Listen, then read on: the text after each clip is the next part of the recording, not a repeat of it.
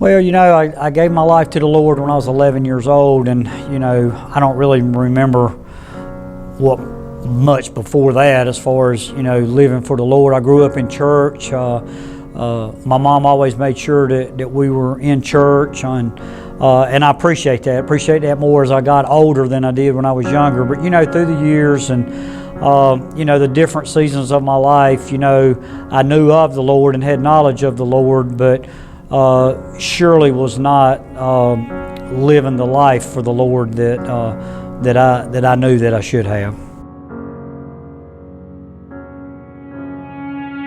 Throughout my life, I had a lot of influential people in my family, my grandma, my aunts, a lot of mentors, men in our church that I spent a lot of time with, and just different people in my family and friends that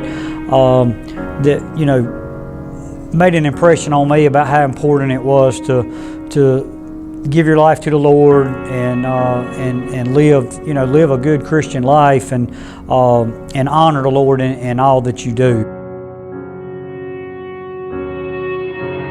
Yeah, I'd say in my early 20s. It was the point that I don't remember the exact year, but I recommitted my life to the Lord. Got married when I was 24 years old.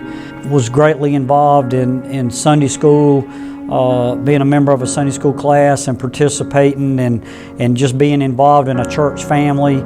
Became a deacon, which really, when you're called to be a deacon, you're held to a higher standard of the way that not only you live your life, but how you handle your household.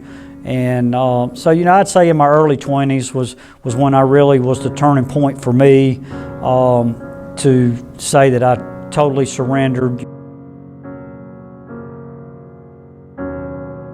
I've been through some dark times, some personal things in my family that has definitely grew me closer to the Lord. It's put me on my knees more than I ever thought, but God's good, and God's grace and mercy has answered prayers, has changed lives, and then one main event, my sister passed away in 2010, and that was a real struggle. But the positive from it was the difference and the impact that we saw that she had made on so many lives. And we just we don't understand it, but just to see the testimonies that came from her passing about how.